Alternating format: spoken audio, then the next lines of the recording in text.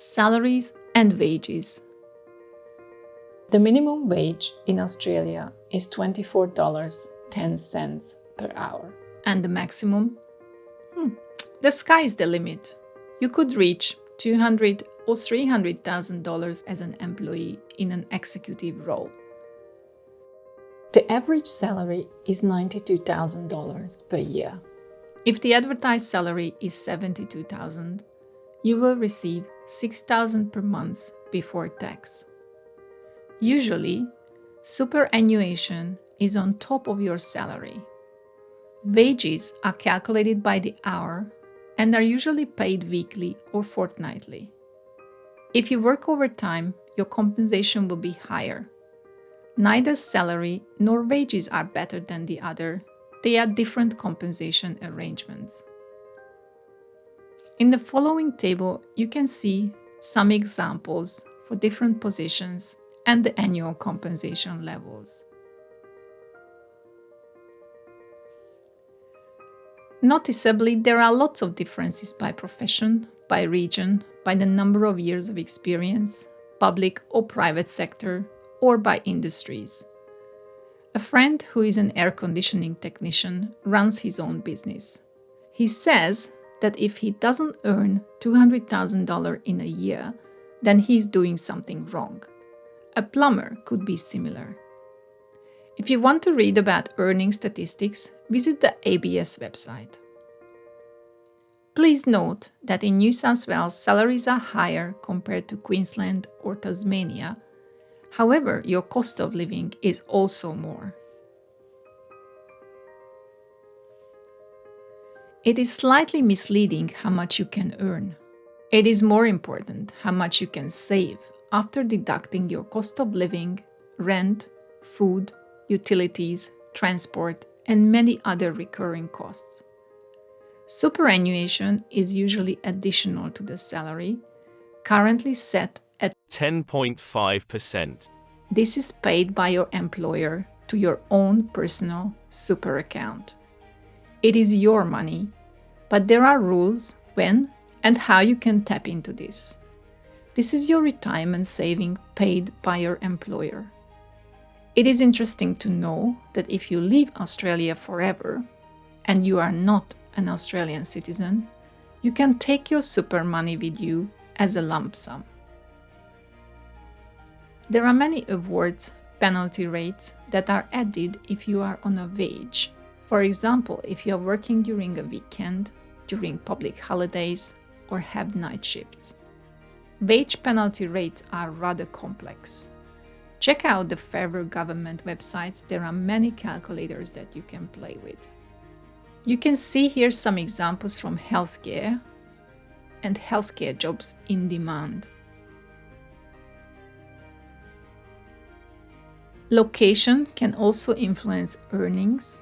Newcastle offers 9% higher compensation versus Melbourne.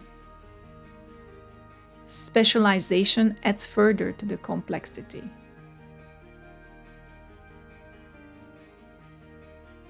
The next table shows you some other common occupations, the hourly rate and the annual salary or wages. To learn more, you can browse jobs by industry in Australia for more details and pay scales. Or you can punch into Google, seek salary and pay calculator.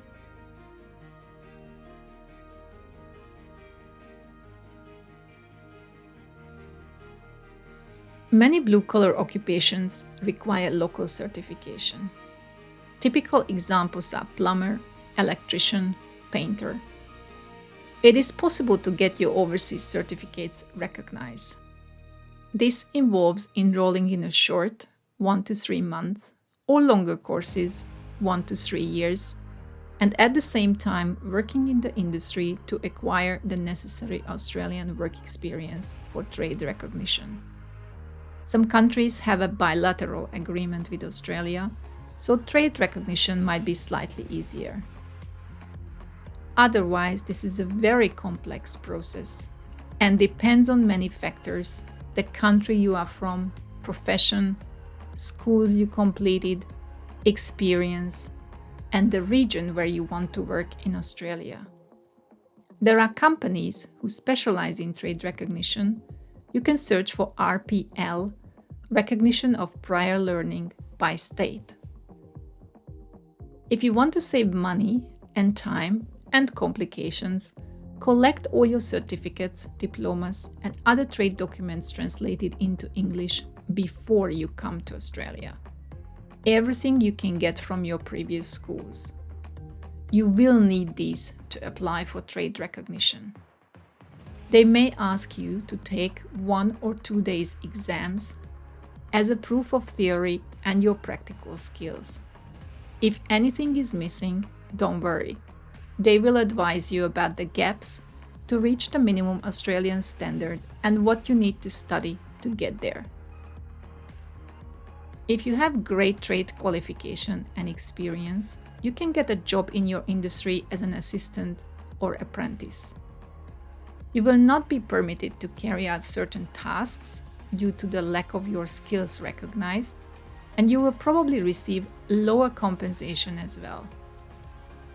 If you are a plumber and your skills are not recognized in Australia because you have not been through the process yet, you can earn better if you join a qualified and licensed plumber as an assistant compared to working as a waiter.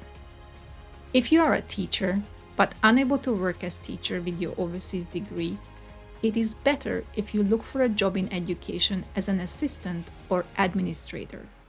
You stay close to your industry and your earning potential and your advancement are also better.